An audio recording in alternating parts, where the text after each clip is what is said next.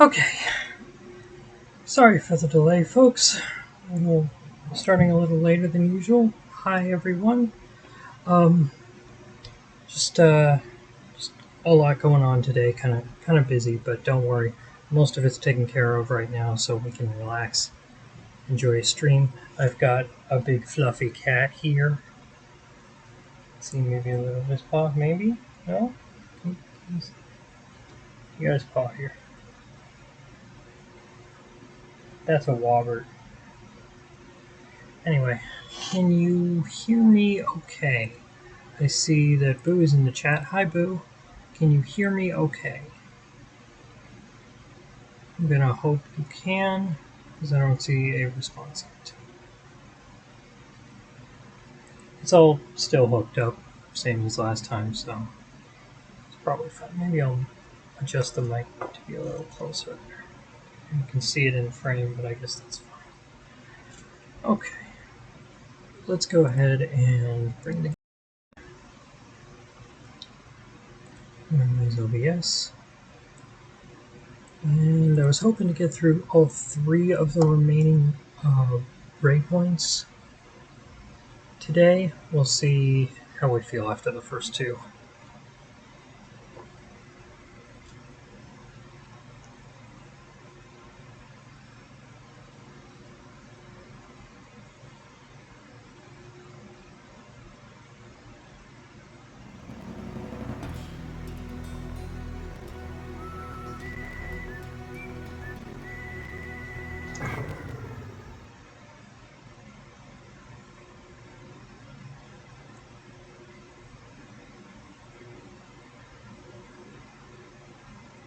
Okay.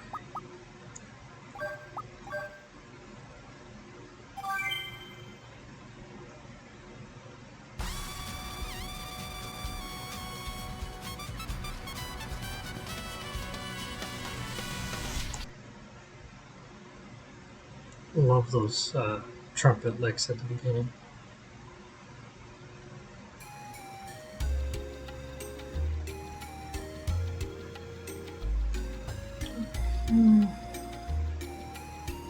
So last time we got through the first Raypoint, and we're all good on personal skills. Yeah, we're all. No, actually, Brad was behind, wasn't he? Yeah. Hey, there's Boo. Can you hear me okay, Boo? I should turn the sound down.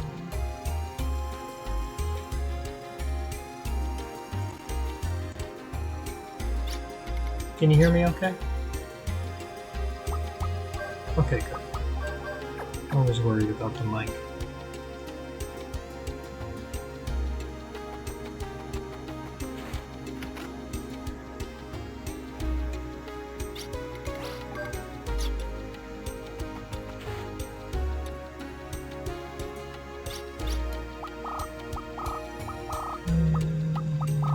High revives, very good.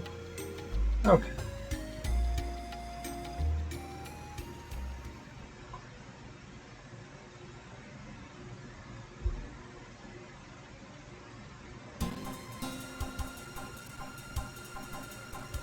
So, there's 3 Raypoints remaining. I personally enjoy doing something that you're kind of not supposed to do, which is like, you can take them in any order. You have to go to Raypoint Wing. Hey, Nick. You have to go to Raypoint Wing to get an item before you can enter Raypoint Muse. But that's the only restriction. And you don't actually have to complete Raypoint Wing before completing Raypoint Muse. So you can, in fact, do what I'm going to do today, which is to go into Raypoint Wing, get that item, and then do Raypoint Muse next.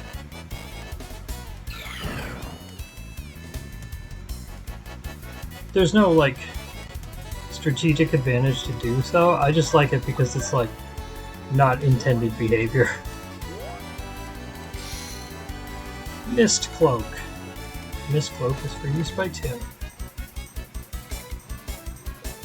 Allows you to jump over damaged floors and pits and go through walls of netting, so Tim can basically just teleport a short distance. Same. Each of the Raypoints has a tool for one of the characters, the final tool for Brad, Lilka, Tim, and Kanon. Tim's Mist Cloak is actually super useful and is used in a lot of late game puzzles. Brad and Lilka's tools get a little use, and then Kanon's is literally never used outside of Raypoint Muse. I mean, you can use it anywhere, but there's nowhere else in the game that it does anything. Which, in my opinion, speaks to how, like, 18 tools is probably too many. They were just actively looking for places they could shove them in by the end, because you don't actually need that many tools to make good puzzles. You need, like, I don't know, 6 to 10, probably. Here we go. You use the Mist Cloak to get through that gate, get one of Ashley's final arms, and most importantly, we're going to raise the bridge ourselves. Remember when Liz and Ard were here?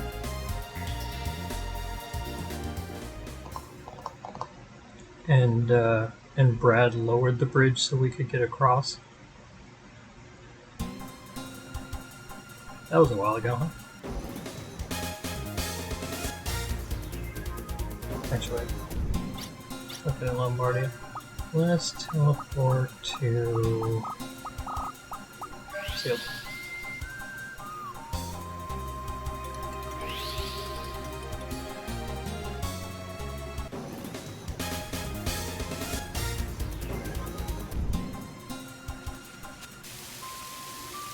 With the gate up, we can go through on the hovercraft.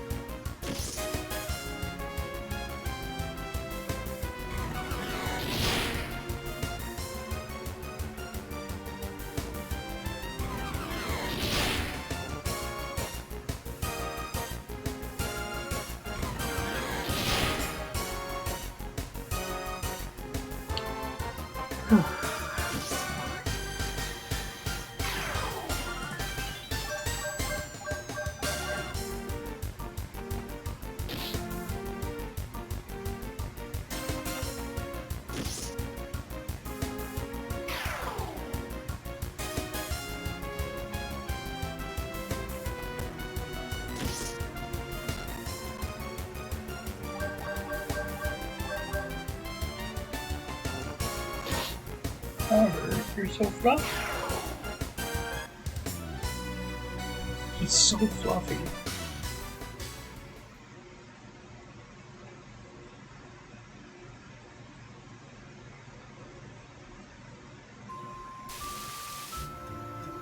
Anyway, because this area is kind of inconvenient to get to, I prefer to get all the items here the one time we're required to go, not have to worry about it later.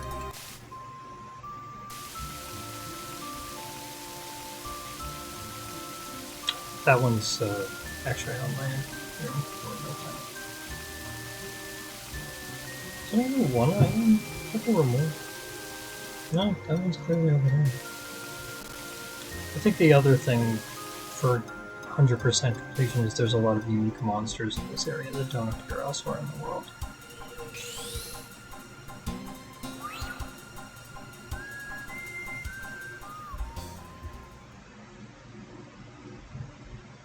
So here's Raypoint Muse. Got some interesting puzzles, but many of them are just like arbitrary excuses to use Kanon's tool a whole bunch.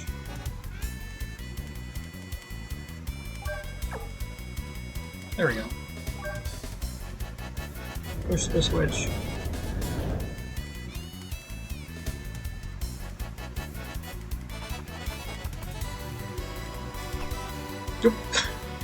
Whoops. And they didn't know, thanks to that gate, that you were going to already have the mist cloak by this point. So you also used the mist cloak a few times here. Oh, that's right. Should bring Maribel in so she can start trying to learn some of these skills from the big ape things.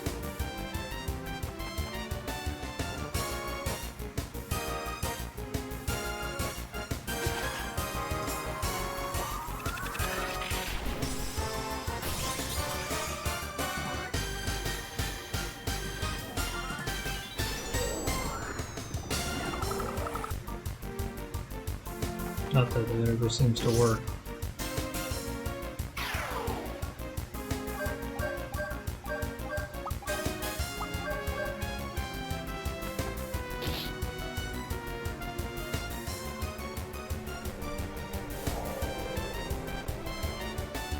Oh, that's the one Maribel can learn.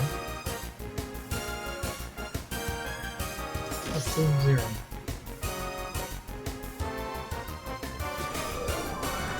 Get it!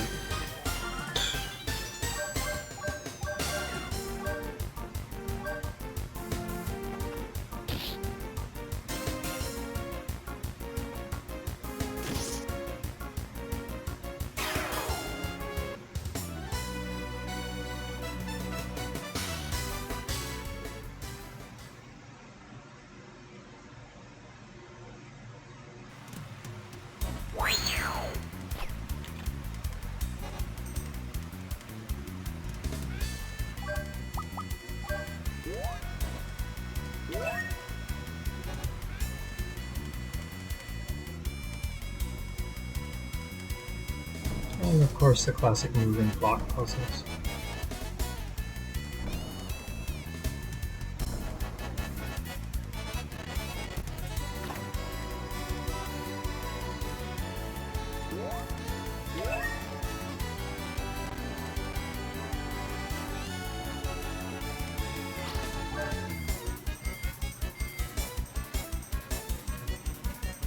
This is one of those classic raise or lower the water level levels. I don't know, is that still a thing in video games today? It was sure a thing in like the late 90s.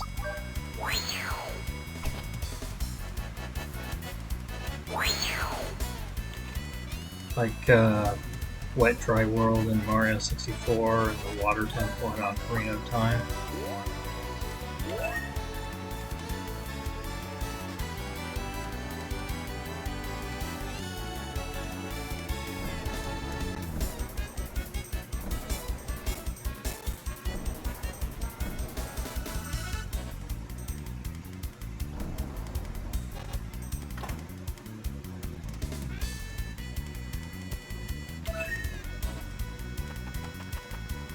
Lower the water around the point of Picture's Castle in Super Mario Odyssey.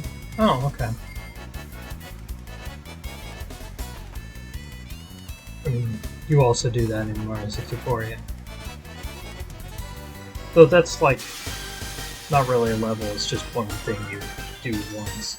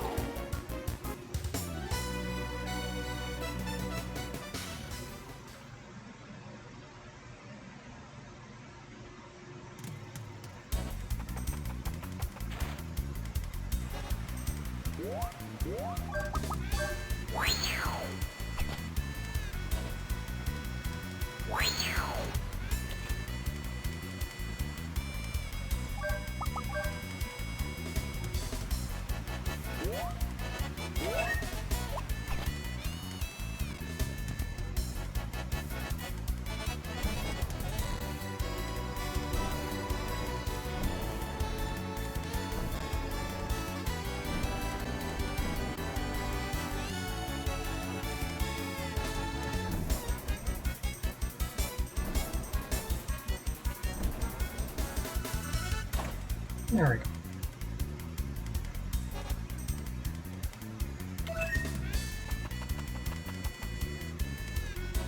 I believe those are all equipment for Kanon. Oh no, one of them was equipment.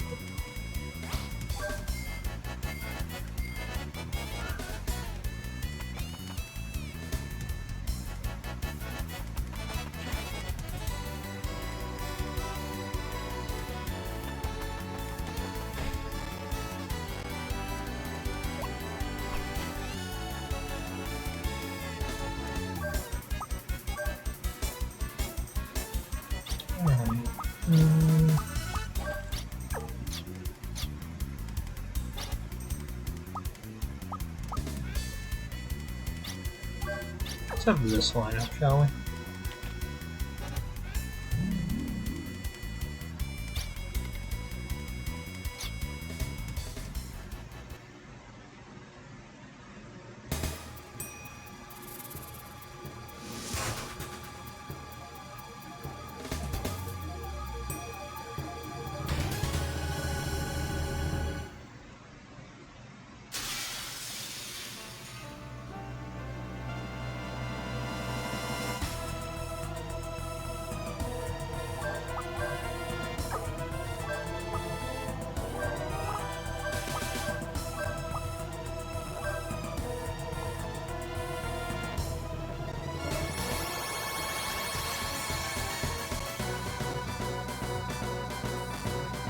Can re-enter the Diablo personal in the first room. Yeah, I did know that.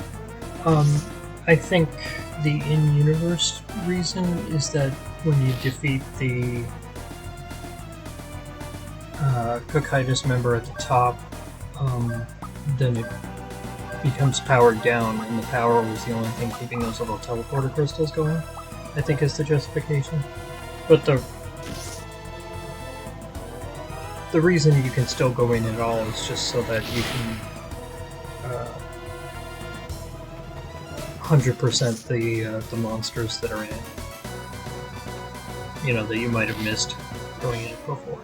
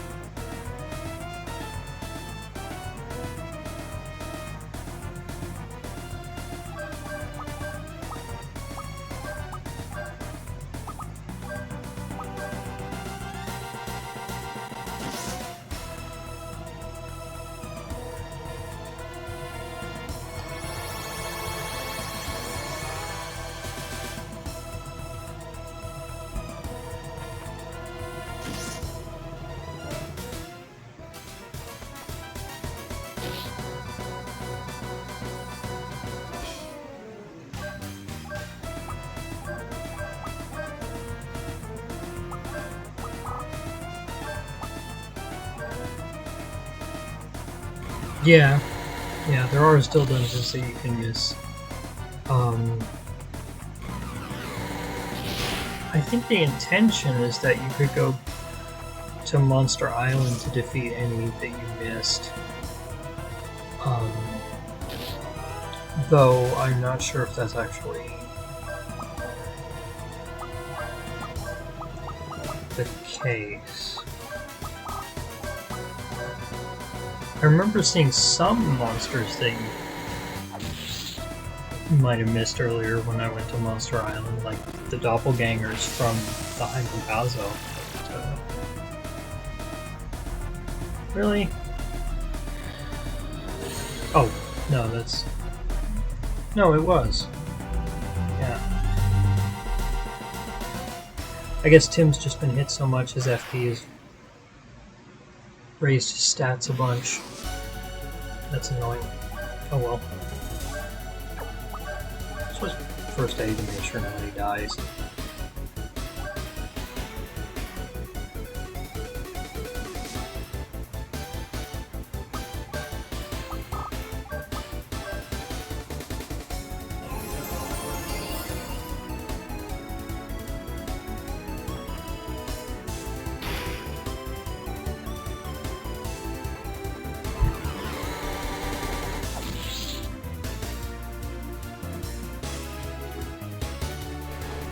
Good time too.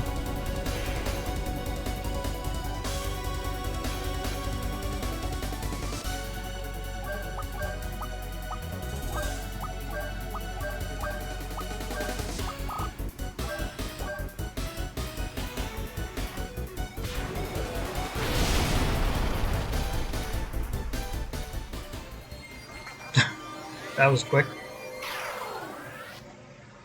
Well, it is water element.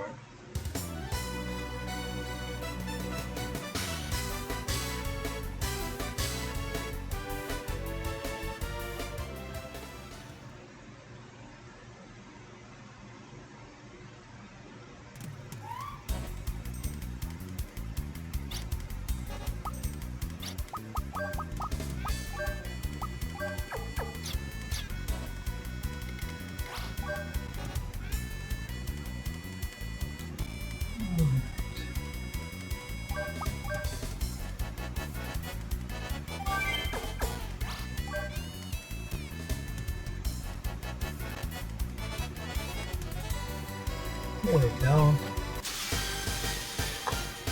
Battle.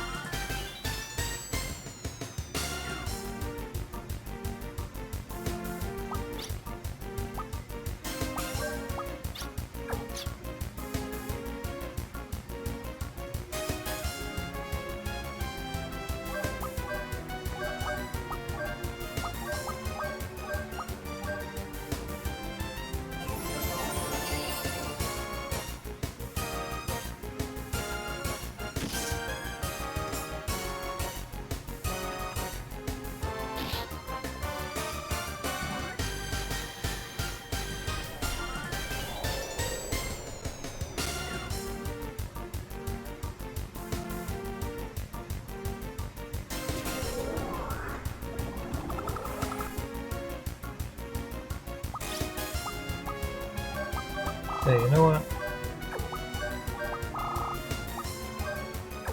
I'm increasing my luck. Maybe that will work?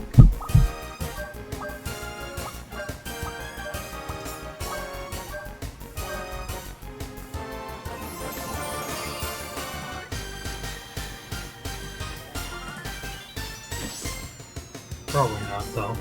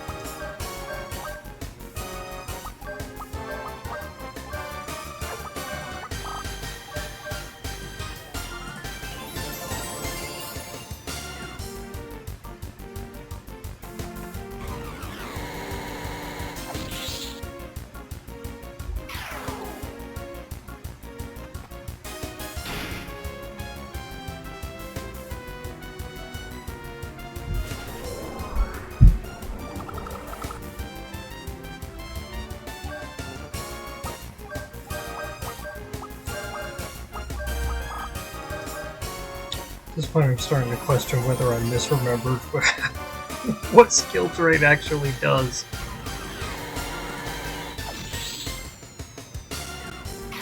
Maybe it just doesn't actually cause Miracle to learn new skills. Maybe I just made that up.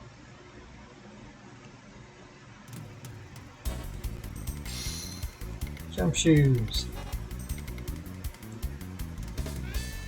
Look at this spot. It's got the what I assume is the kanji for jump. I don't actually know.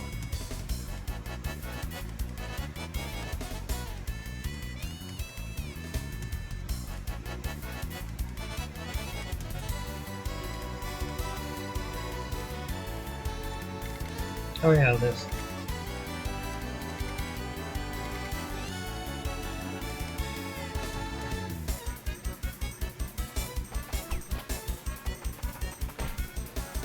I'm supposed to go to a particular spot. Where's the entrance?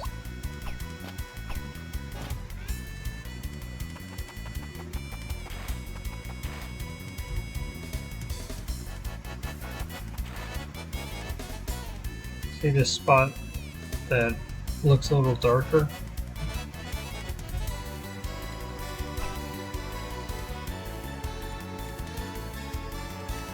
There.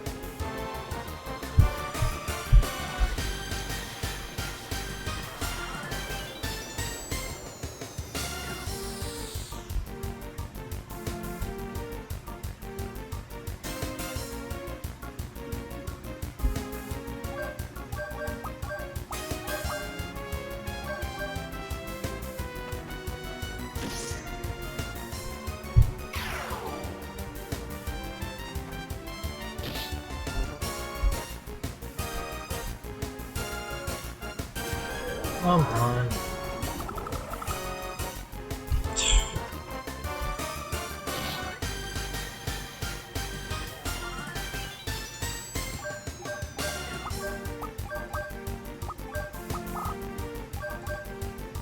Boo, I'm not misremembering, am I?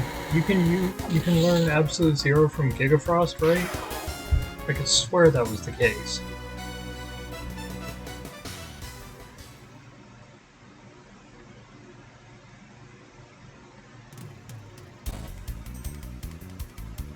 Maybe I am misremembering. I don't know.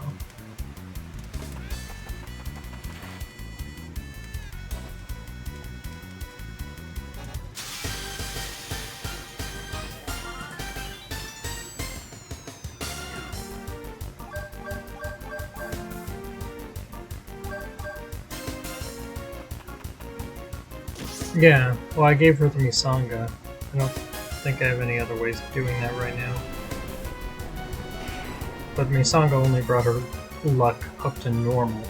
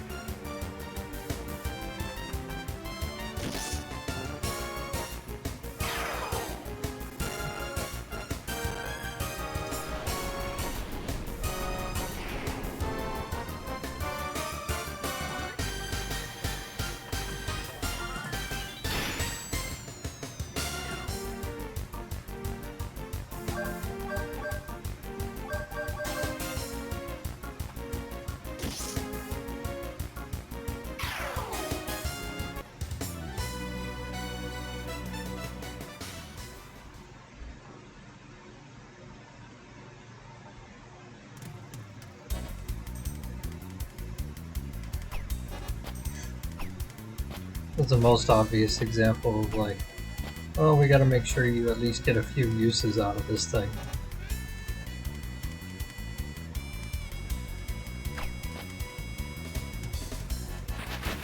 And this one, and you can use the other rafts on the northern half to access these things, or you can just do it. Here we go. Whoops!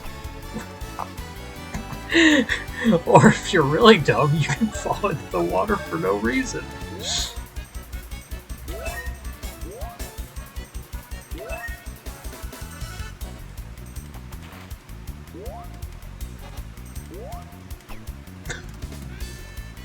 I'm very good at this game, actually.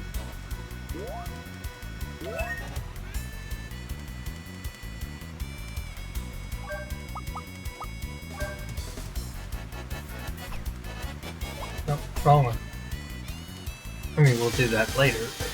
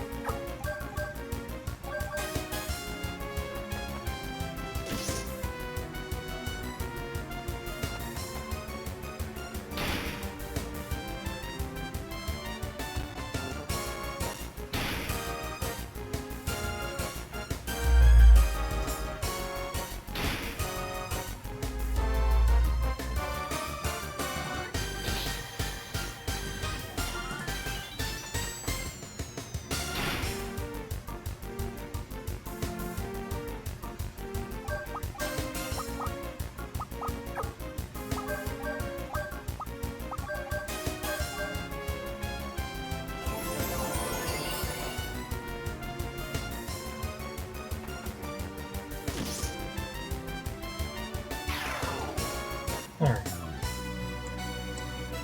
Yeah, right when Kanon has enough FP that she could start using Phalanx. That's when the enemy dies.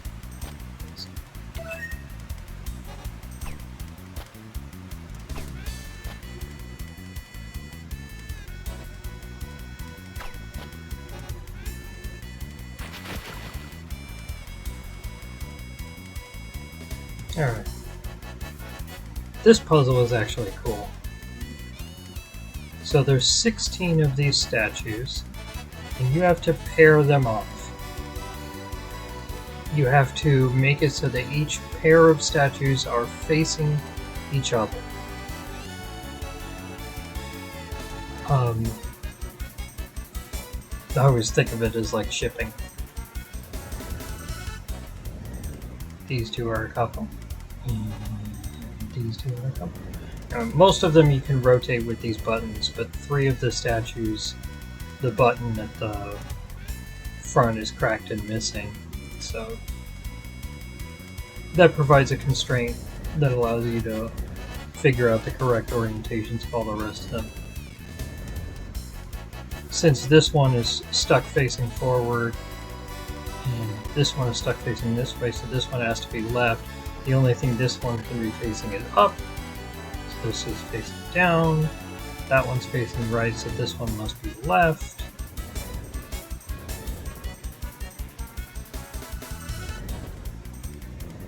It's an elegantly designed puzzle. It's not super hard, but it's satisfying to solve, you know?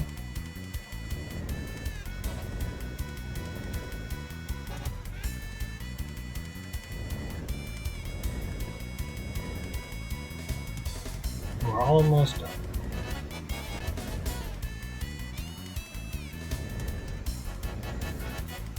There we go.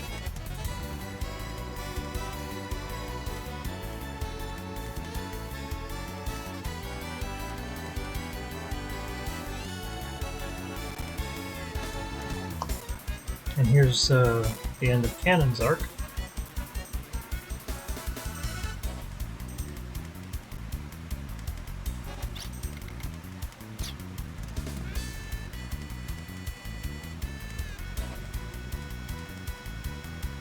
To liberate the Raypoint I control, you must rid yourself of your confusion.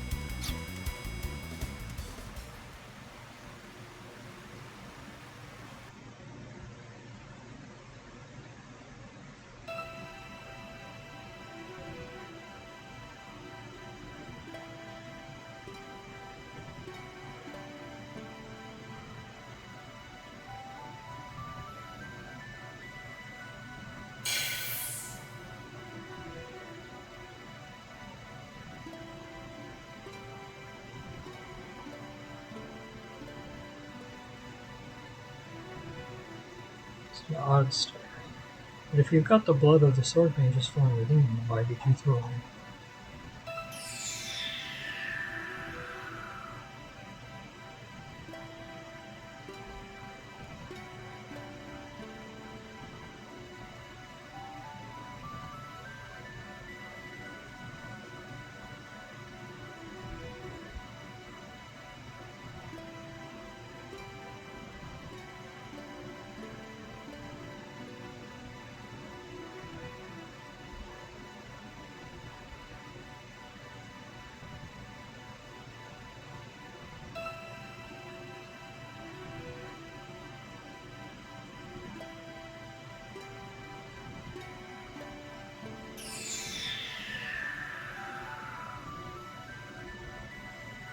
So Kanon is remembering / realizing that she only wanted to be a hero to be part of a community that cares about her and that she cares about.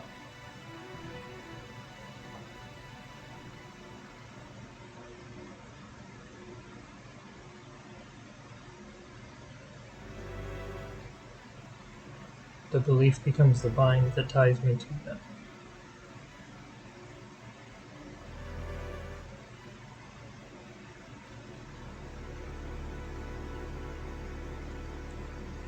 Broken bionic implants can only shorten one's life. It'll help me get back my original body of living flesh. Just to be clear, this is kind of a weird allegorical part, but Kanon is talking to her memory of her younger self here. And the thing they seem to be building towards is the idea that she will be returned to her previous and unmodified body. Because the bionic implants were a representation of a state of confusion within her.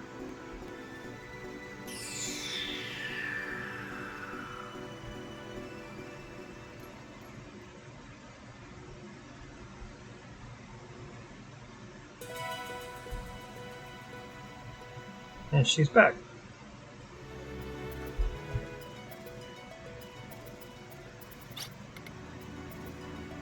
I guess that's what I wished.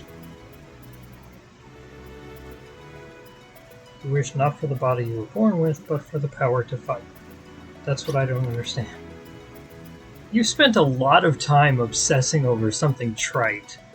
Heroes aren't passed through blood relations. What you do determines the birth of a hero. There's something stronger flowing in me than blood. It's more important than the Sword Magess blood. It's friends I have been searching for. The constricted body I have always sought is the bond that ties me to my friends. This is what they mean when they say to accept all that is given. Confusion doesn't exist in me. I do just have to say, this is a section that has become even more meaningful to me in a specifically trans context. The idea that, like, people will say, well, you're confused, and when you have a better understanding of yourself and alleviate your confusion, then your body will go back to what I see as normal. And Kanon's like, yeah, I was confused about myself and my place in the world, and it took some time to figure that out, but I chose this, and I chose to be with these people. I'm not confused anymore, and I'm not changing just to fit your expectations.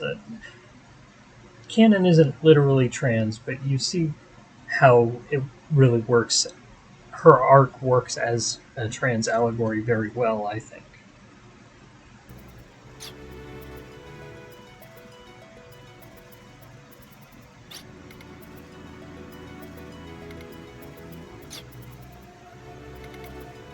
Particularly the emphasis on confusion, which is something a lot of people seem to think trans people are just confused. It's like, no, man. We know who we are. We've spent a lot more time trying to figure out who we are than most people do.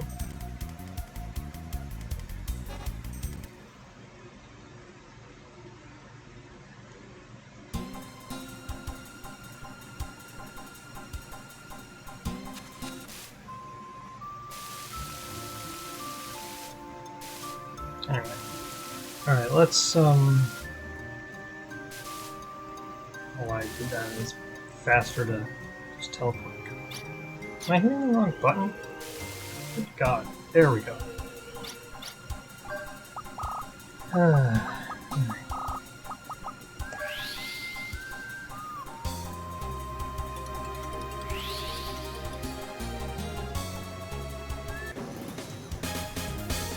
Next up is Raypoint Geo, which is Brad's. Big ominous looking island that I think you're supposed to actually like swim out to and then go around this little spiral thing. But nobody ever does that because we have Lombardia now.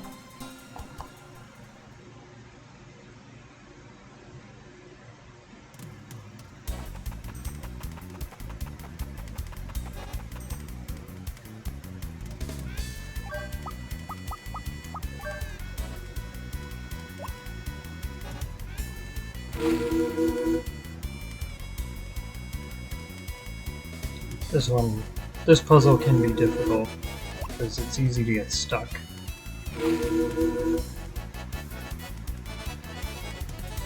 If you try to do that whole thing in one go, I think it's theoretically possible, but it's much more likely you're gonna get stuck. I did it again! I did it again! Oh my god. Nope.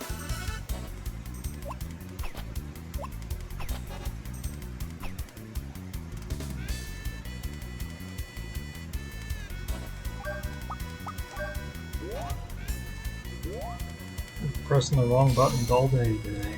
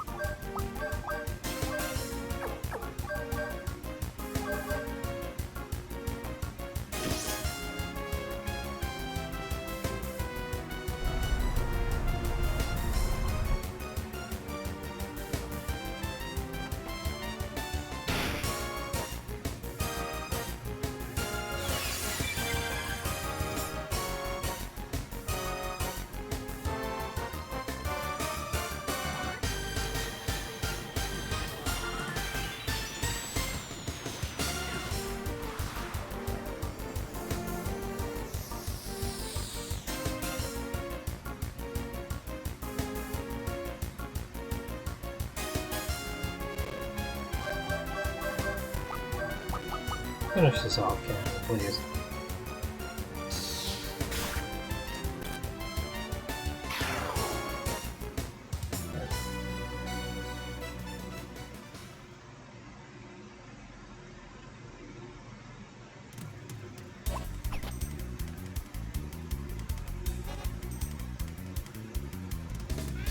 Right.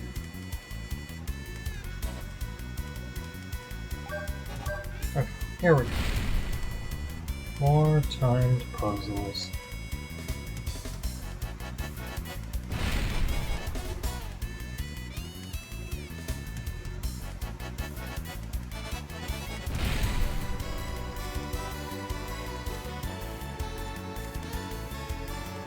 There we go.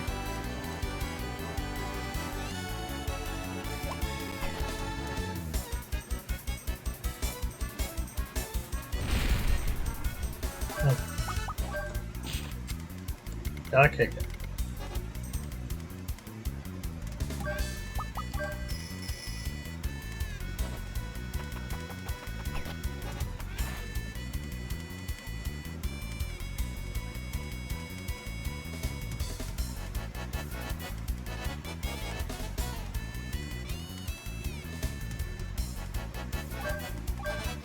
Is it Earthquake destroys those?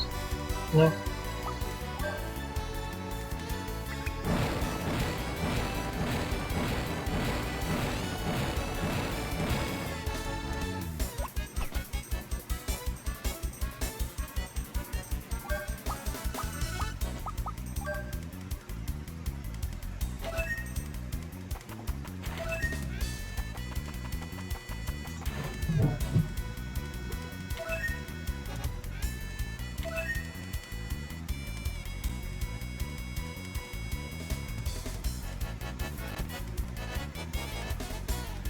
Alright, here.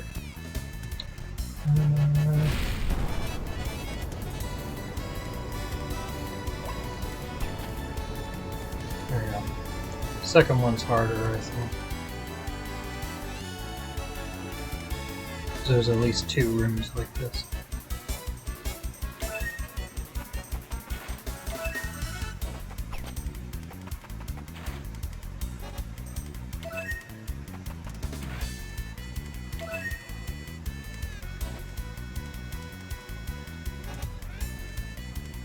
And then this is the room that we couldn't progress in earlier.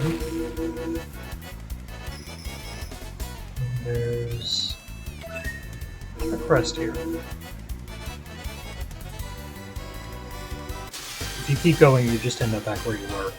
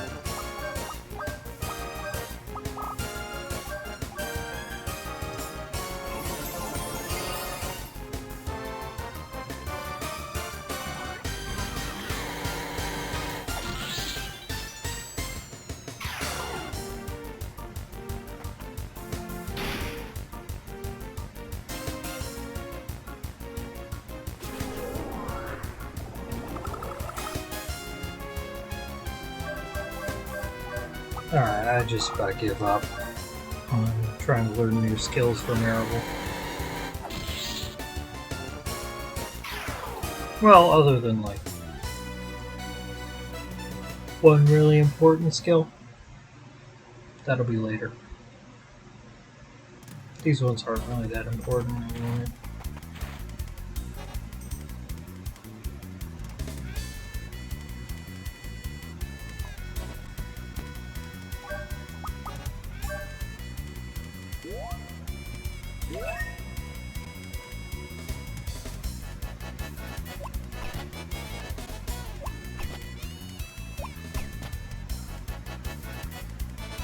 Okay, is there anything else in this room? No, I think that's it.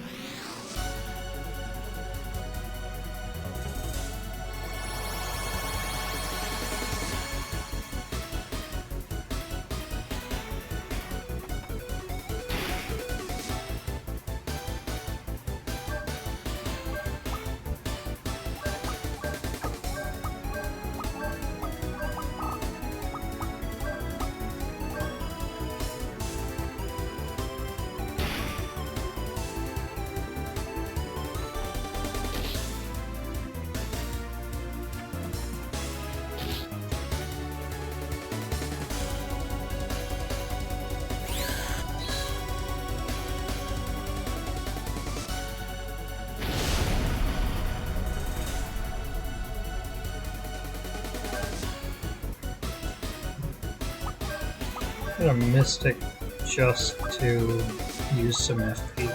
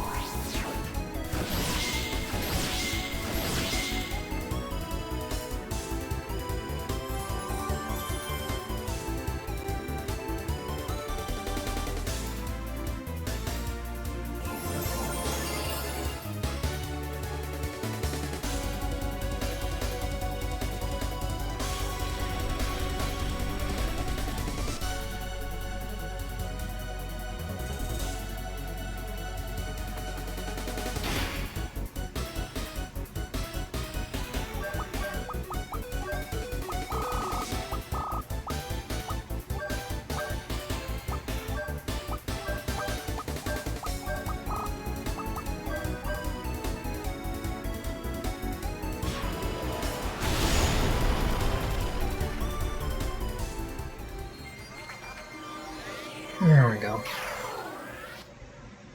They just don't have that much health.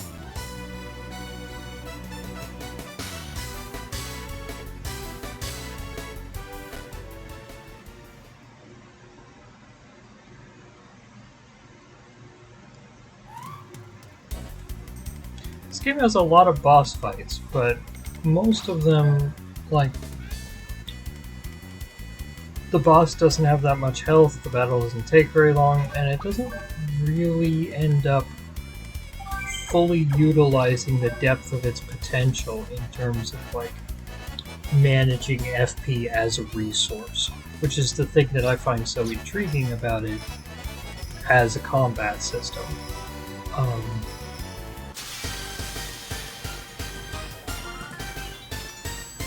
I think this is something the developers were aware of to at least some extent, because you can see them continue to refine the whole FP management thing over the next few games.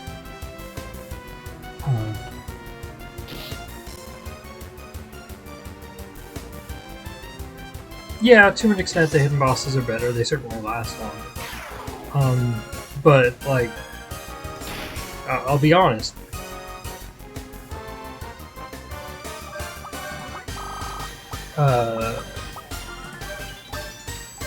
Wild Arms 5, purely in terms of the combat system, is by far the best in the series.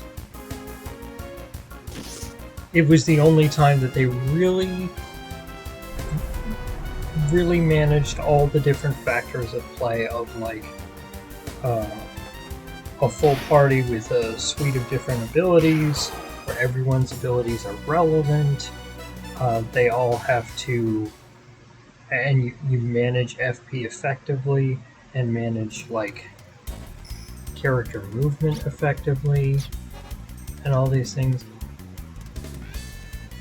5 is so dynamic and engaging as in terms of the wrong tool. In terms of the combat.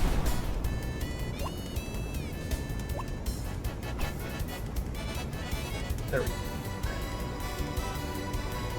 And luckily 5 was also very generous with just, like, a shit ton of long boss fights. If what you like most about these games is boss fights, 5 was definitely the highlight of the series. Now 5's story, while not terrible, definitely not as good as this one. And I don't feel as strongly about the characters in that one as in this one. Like, that's the primary reason this is my favorite game, is because it's my favorite story that I've ever experienced in a game.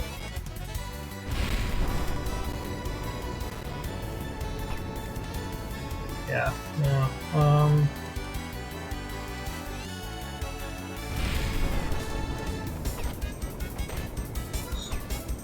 do I do this?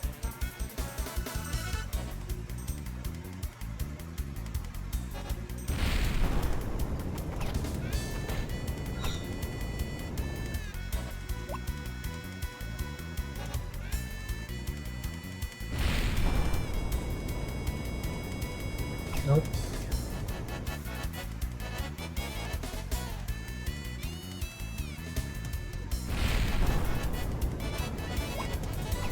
There we go.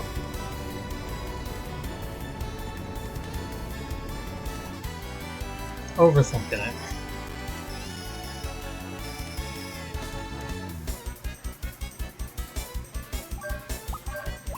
And I believe this is the room where one of these little barriers has a chest on it. Yep, there it is.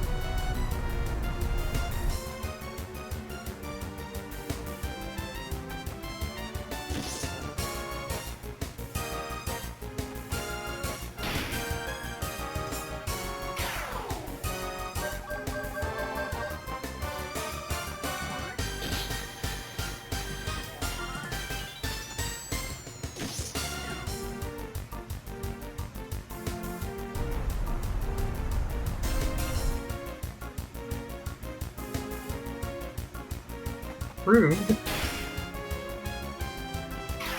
How rude. You didn't even give me a chance to cure it.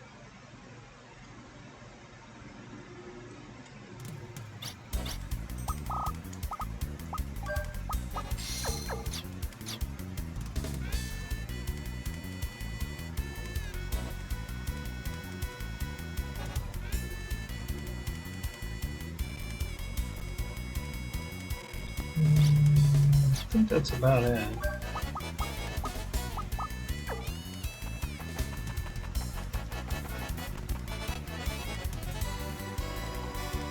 There we go.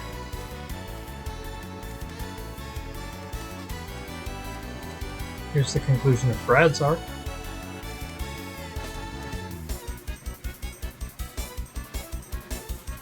And he gets a skill that makes his arms 3 times as powerful.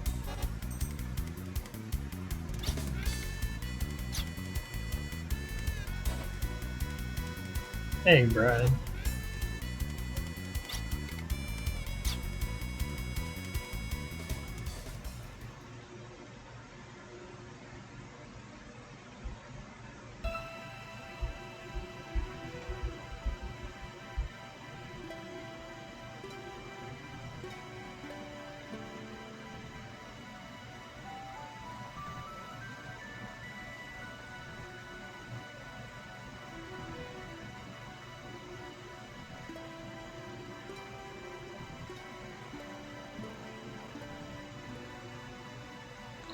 I'll be honest, I don't remember this section particularly.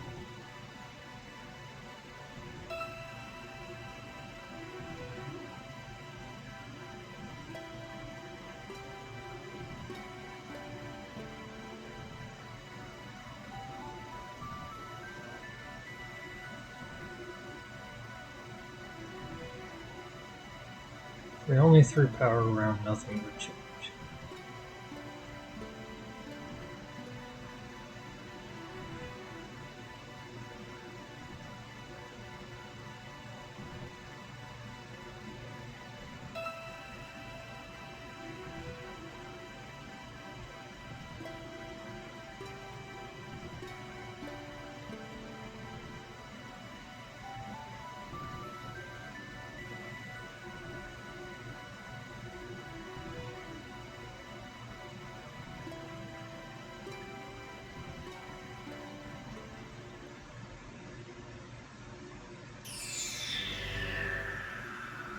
I think this is part of the reason, I may have mentioned this earlier, that some fans theorized that the person we know as Brad Evans was originally Billy Pilder, and the person we were introduced to as Billy Pilder is actually Brad Evans. Like, he took his name as a way of preventing him from being imprisoned after the war.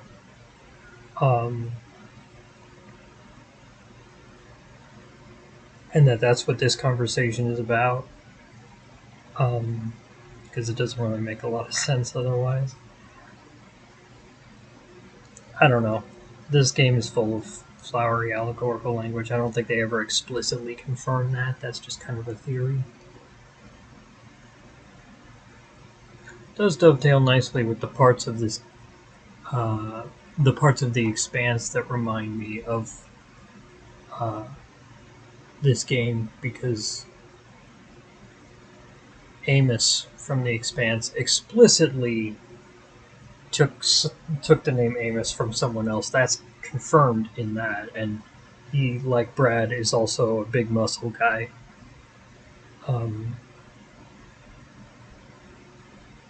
Though they also have some differences. Amos generally lacks empathy and kind of struggles to know what is right and wrong because of that. Whereas Brad may not lead to the surface very much, but he has an extremely strong sense of justice and of empathy.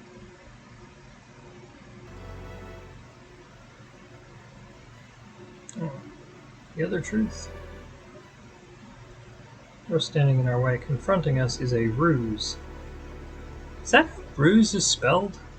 I think they might have spelled it wrong.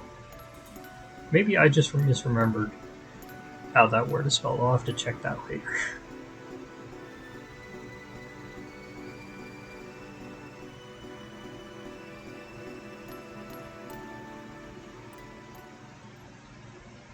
Watch The Expanse, it's really good. Clarissa Mao is Kanon.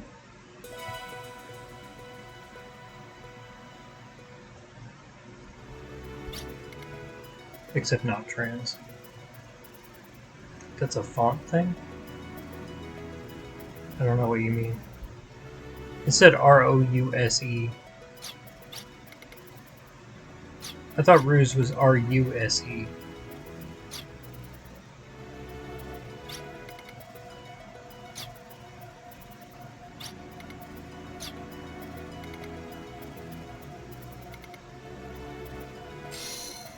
There we go.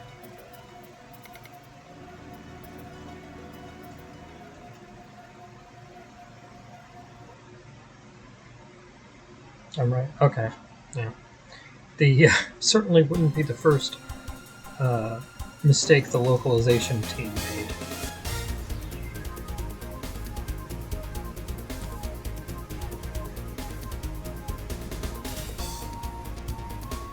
Anyway.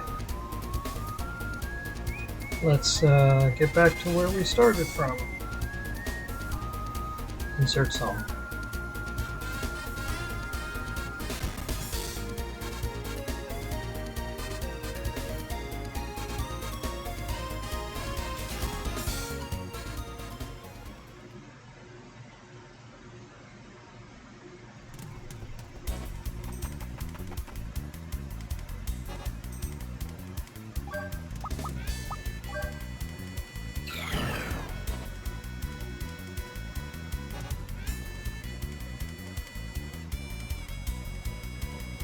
Okay. This is probably the most fun of the 4 Raypoints in terms of the puzzles. It uses all 3 of Tim's tools pretty effectively.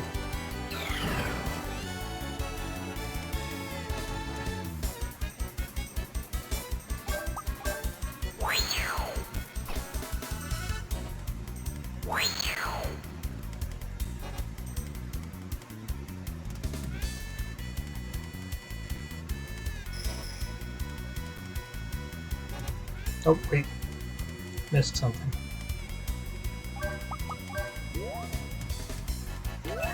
There we go.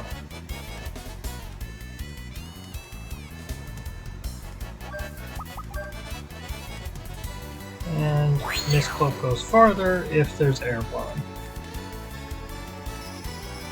Something which will come up several more times before this is over.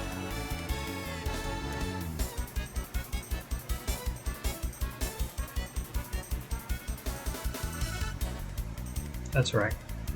Alright, we'll walk through this just to show how you're supposed to get it. Here we go. So there's a little instruction thing here. The one facing the wind asks by way of wind, then the wind flow will answer. And you can get back with Kanon's wire hook. There we go. So what they're saying is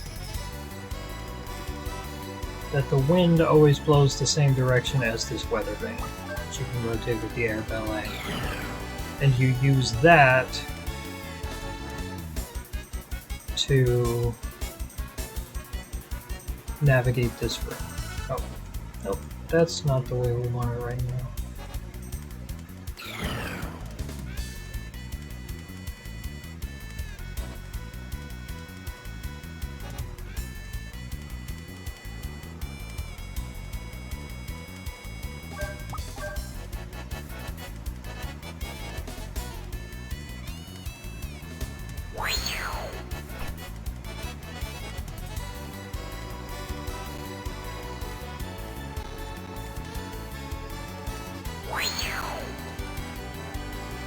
Is that a different word?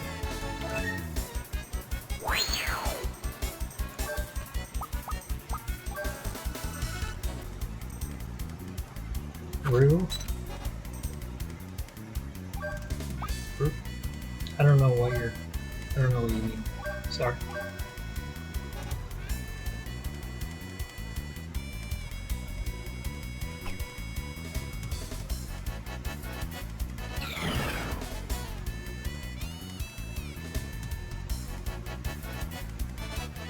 Oh, rouse. Like he was roused from his nap. Yeah. Okay.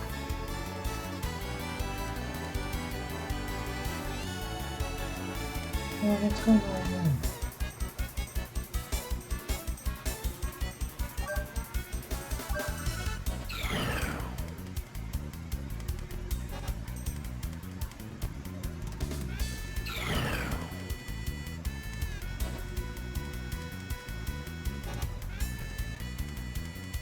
Okay. There we go.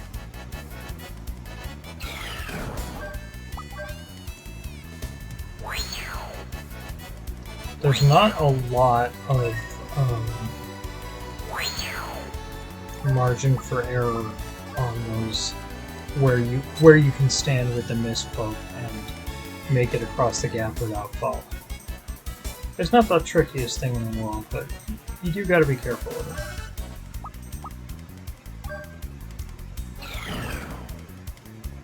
it. 2 more times.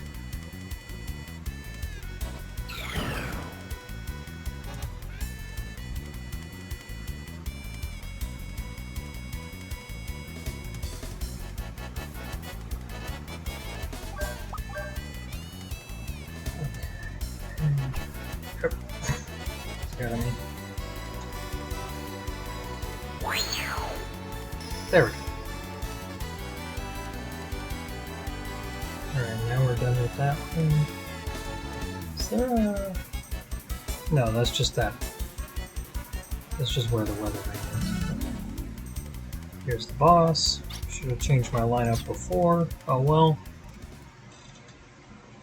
Last of the elemental knights.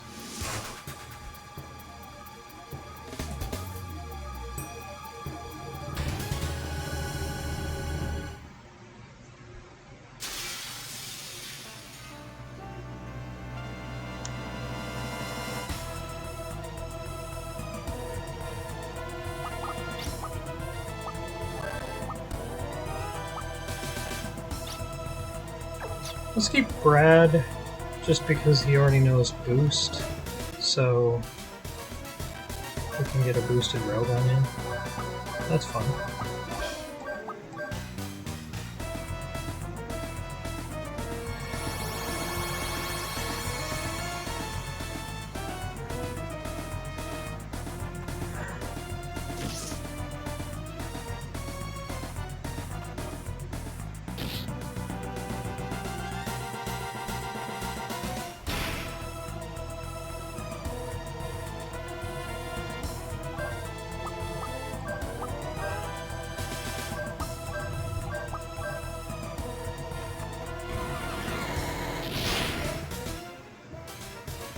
Very rude.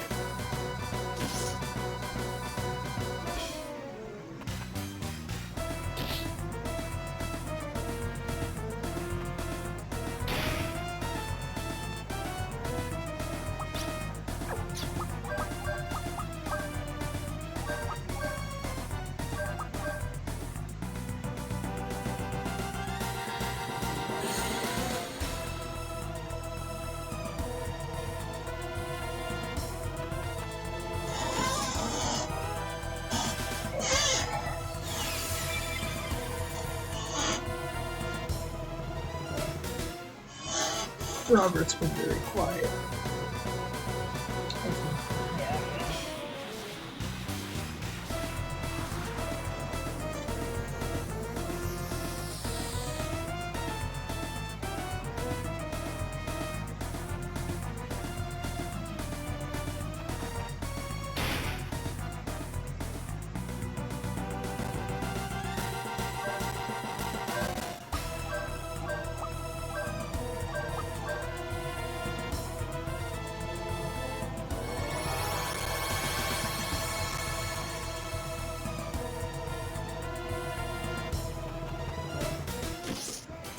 They sure don't do a whole lot to you before you take out the shield.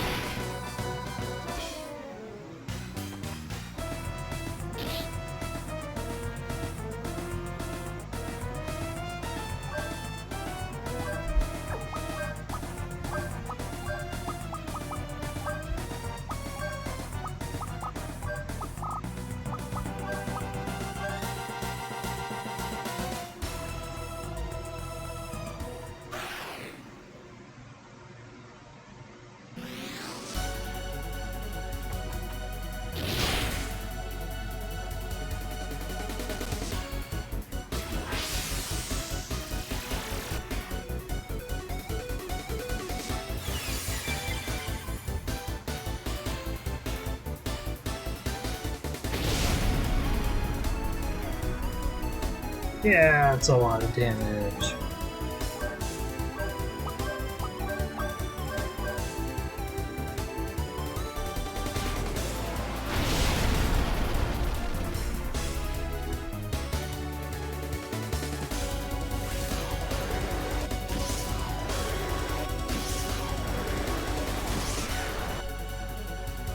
Incidentally, the powerful elemental spells that hit all enemies that the knights use in the second half of each of these battles, these are third level crest sorcery spells. It's not possible to put any one of them on a crest, but Lilka can combine two existing spells with dual cast to cast them.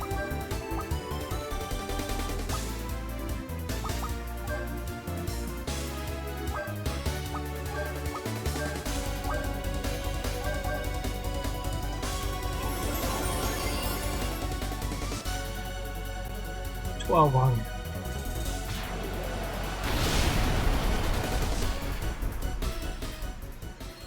There we go.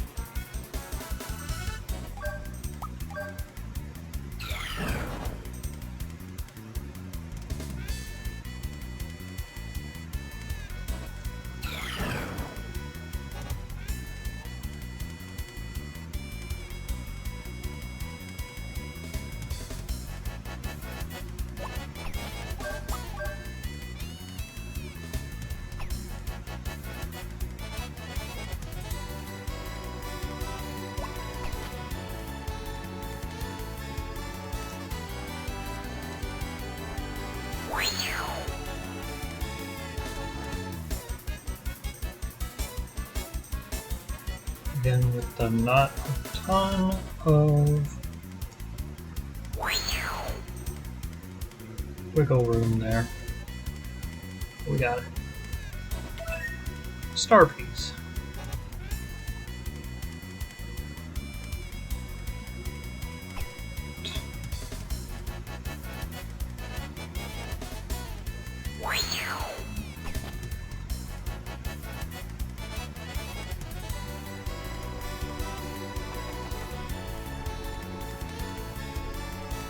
Gotta get the 4 pieces.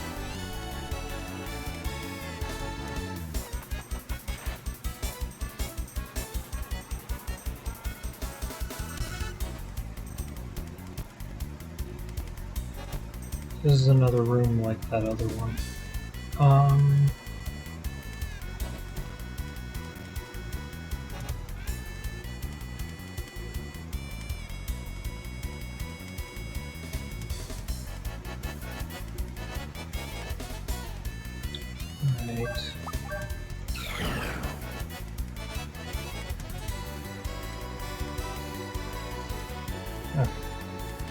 With the wind facing a different direction,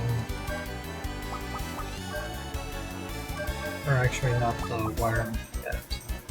We'll use the wire hook later. Wind facing a different direction, we can mist cloak. Gotta hit that button. If you try doing this without changing the direction, when you mist cloak back, the wind is going to send you into the pit.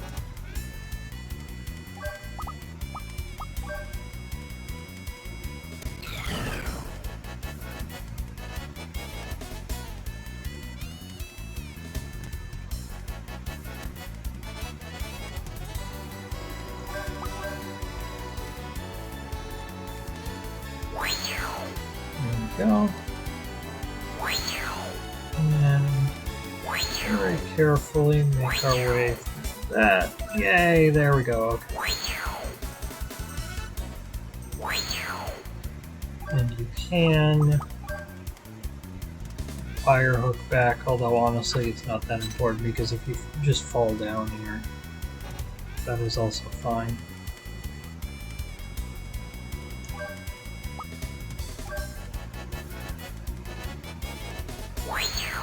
Yep, there we go. Okay. Once you got the item, you're fine.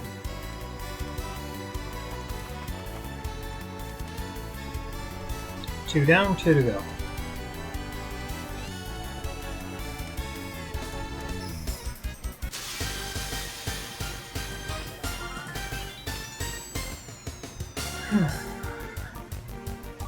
I'm not even switching to Maribel this time, I'm just annoyed. Wow, that looked like it would be a lot more powerful.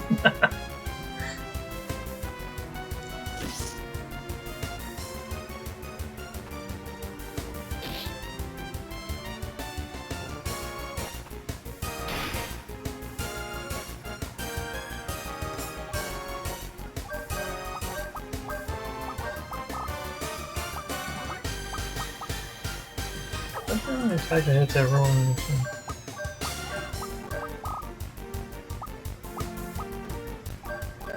Right, there you go.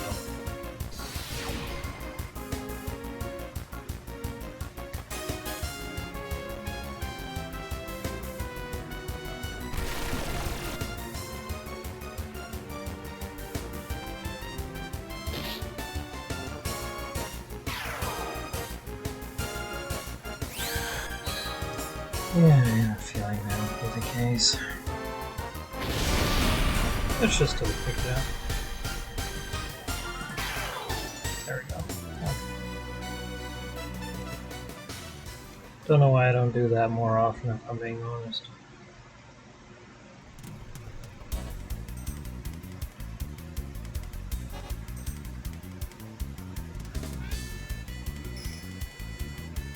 So this one's pretty straightforward.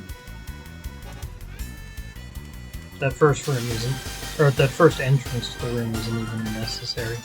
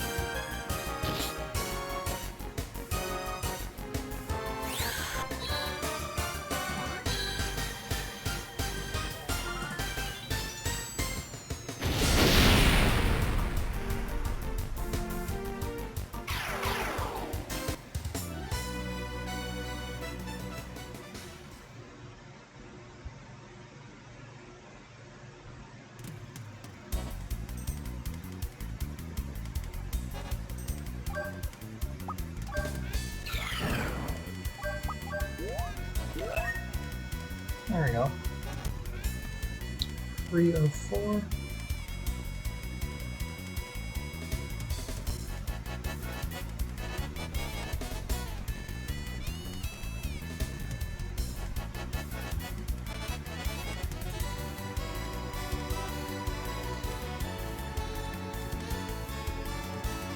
This one is pretty cool.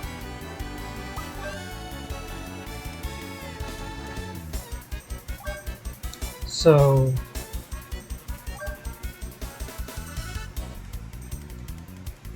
you think, well, okay, I can miscloak onto that. You sure can, but that gap is too big. It's too big to miscloak. And then you can air ballet to put this in the right spot so that that gap is now smaller, and it's lined up vertically, so you can miscloak across that, right? But if you walk here, it resets. What do you do?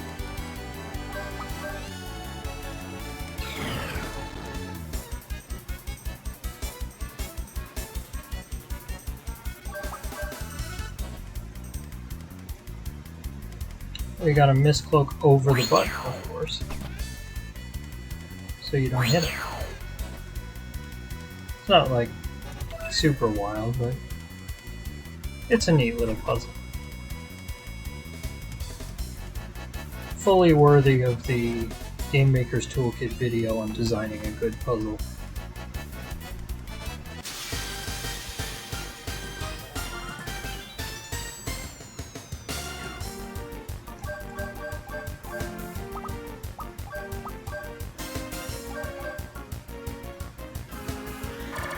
Thunder Pulse.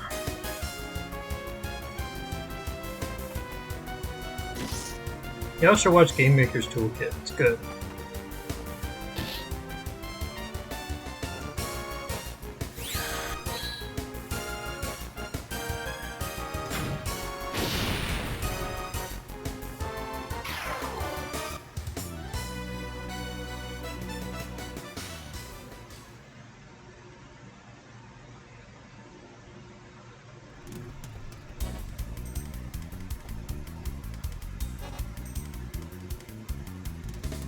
Alright, so I have pierced the sea of wind on the journey to the stars, passing displays of colored orb. So, we have these 4 objects: sun piece, moon piece, star piece, cloud piece, and you have to put them in the right order. The order is their distance away from the Earth, or from Filgaia, I guess. So the clouds, which are still in the atmosphere, are the lowest, and then next is the moon, which orbits the planet, and the sun is next. The planet orbits that, and then the stars are the furthest out. The only problem is I never remember whether that's supposed to start from the door where you come in, or from the plate where the inscription is. That's only 2 possibilities to check. I think it's the inscription, so let's start with that.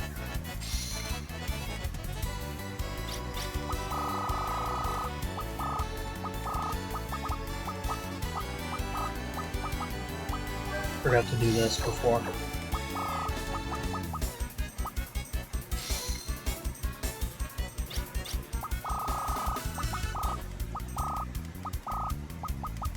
Sun piece.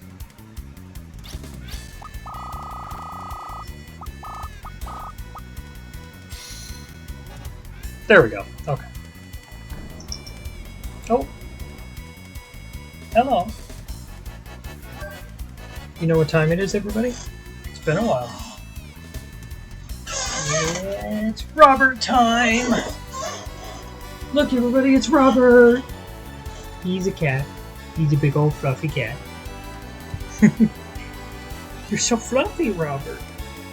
You're such a fluffy boy. I will be right back.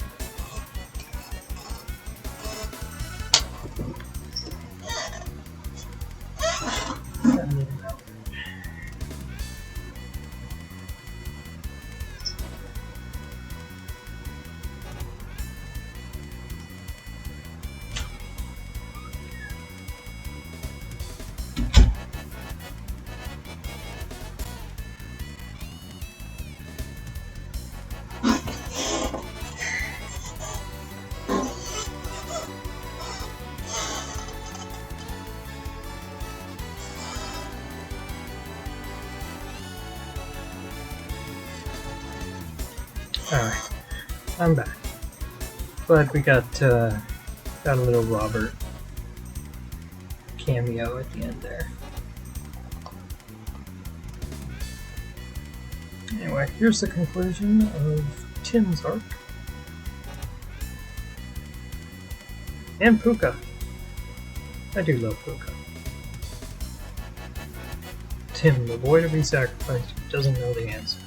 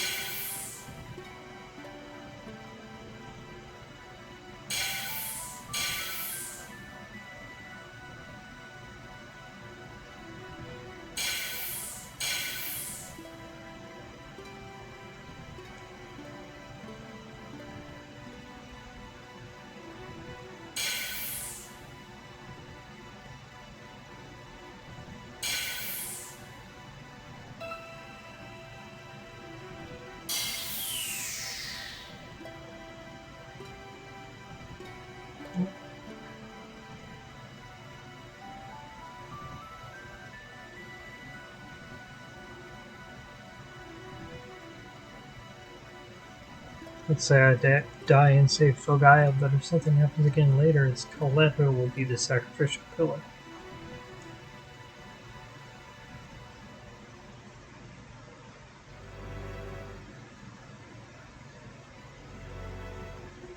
Create a future where no one has to be sacrificed.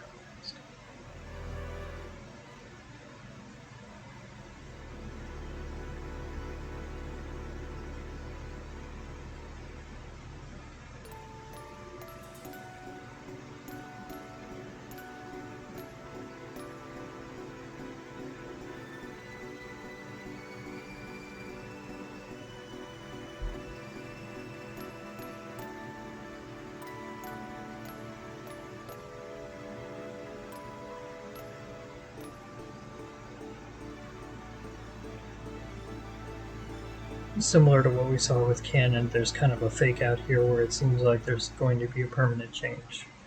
But there isn't. Because Puka's not going anywhere.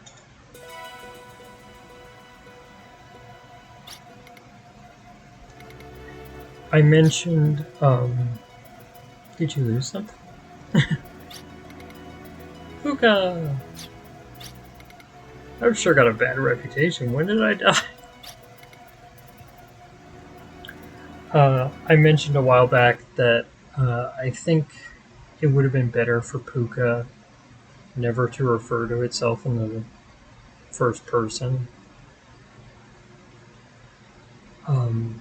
As a way of saying, like, more effectively communicating the idea that Puka doesn't really have a self, a strong sense of self or a will, at least in the beginning.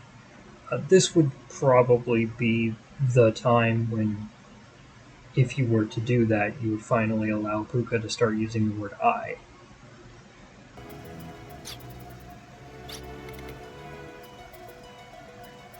It's true that by finding self, the old Puka no longer exists, but that was a step in transforming into the new Puka.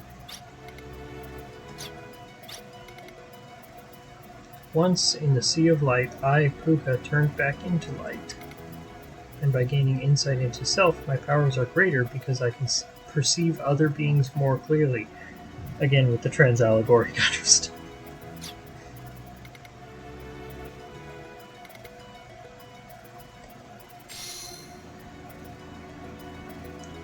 Wild Arms 2 is about being trans and about destroying capitalism.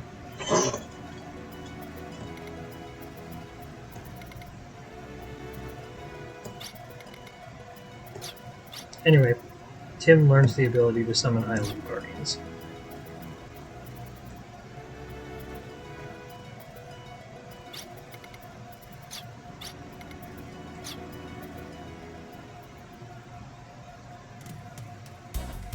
Girls chill. I will never chill. I love this game.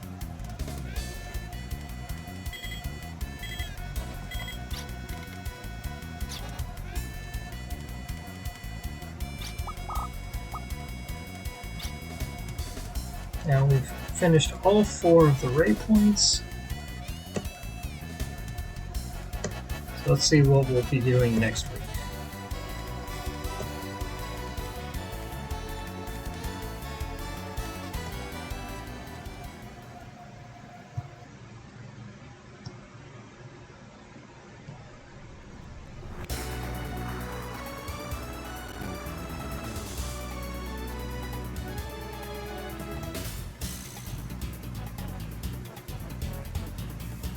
For the next 12 hours, all live reflectors are under control of arms.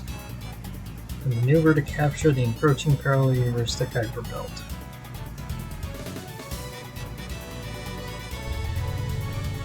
So we're deploying what's called a trapezohedron. Minor quibble. I do find it a bit annoying that a trapezohedron is a real shape and that is not what it looks like. That is in fact an icosahedron. Pedantic geometry nerd aside, it's fine. It was called a trapezohedron because it's trapping the Kuiper Belt, obviously.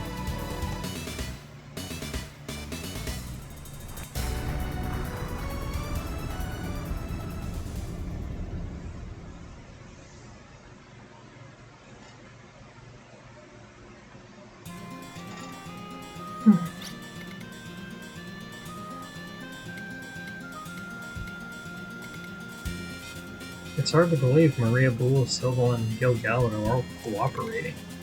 Freeing all of the live reflectors and fighting together, unthinkable. It's miraculous, isn't it? Recent enemies working together. Because all of Filgaia is threatened, there's no choice but to join forces. I've got to do my part too. The Raypoints Telegeomixer is operating at 84%, mana supply proceeding as planned. Everything seems to be going as well as we could hope. What is the capture ratio of the Kuiper Belt in the blockaded? What? How can that be? The capture ratio is only 0.024%. Not my fault. Adorable.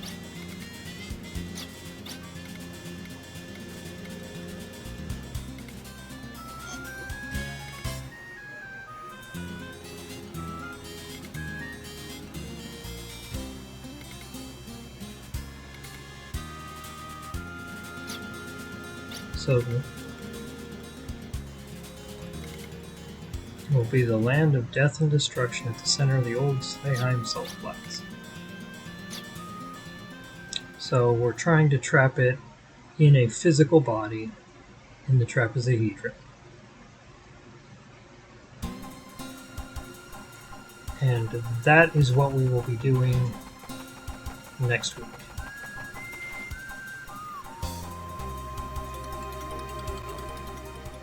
But for now, I think it's time to call it a night.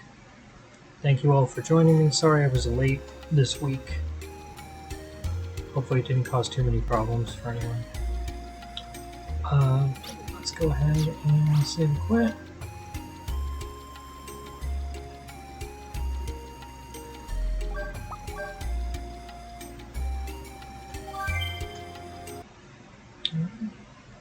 Thanks for joining us. Bye, everyone. Bye.